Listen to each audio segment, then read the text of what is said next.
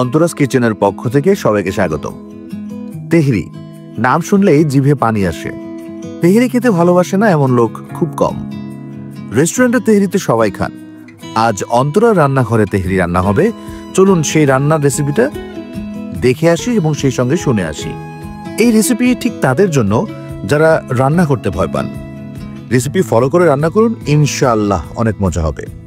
চলুন তেহরি রান্নায় মনোযোগ দেওয়া যাক। আর হ্যাঁ, ভিডিও যদি ভালো লাগে তাহলে লাইক, শেয়ার আর কমেন্ট করতে ভুলবেন না। প্রথমে তেহরির মশলা তৈরি করে নেব। যা যা লাগবে: হাফ চা চামচ কালো গোলমরিচ, 7-8টা লং, 10-12টা এলাচ, একটা বড় এলাচ, একটা জয়ফলের 4/1 ভাগ, 2টা তেজপাতা, একটা জয়ত্রীর 4/1 ভাগ, 4টা দারচিনি। মশলাগুলো না ভেজে ব্লেন্ডারে গুঁড়ো করে নেব। গুঁড়ো করে নেওয়া হয়ে গেলে এবার হাফ কাপ পেঁয়াজ কুচি করে নেব। 15 থেকে 20টা কাঁচামরিচ নিয়ে নেব। একটা প্যানে 200 গ্রাম সরিষার তেল দিয়ে দেব। তেল গরম হয়ে গেলে এর ভিতর কুচি করে রাখা পেঁয়াজ দিয়ে নেড়ে নেব।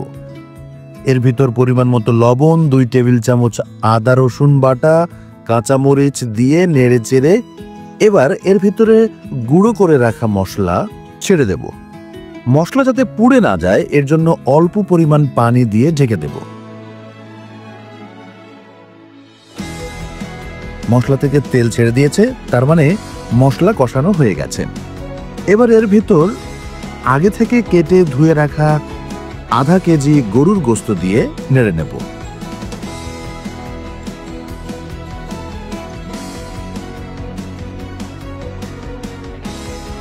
চার চা চামচ ফেটানো টক দই দিয়ে নেড়ে চেড়ে ঢাকনা দিয়ে ঢেকে দেব।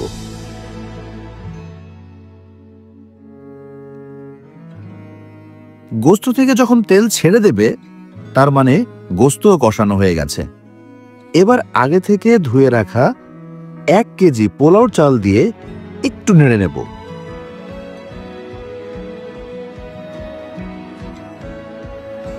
এবার 1 কেজি চালের জন্য 2 কেজি গরম পানি দিয়ে পরিমাণ মতো লবণ, 2 চামচ গুঁড়া দুধ দিয়ে মিশিয়ে নিয়ে ঢাকনা দিয়ে আবার ঢেকে দেব।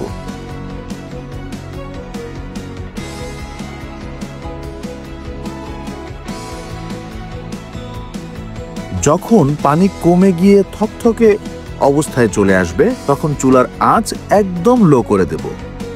এবার 2 চামচ কেওড়ার জল দিয়ে নেড়ে চেড়ে ঢাকনা দিয়ে ঢেকে দেব।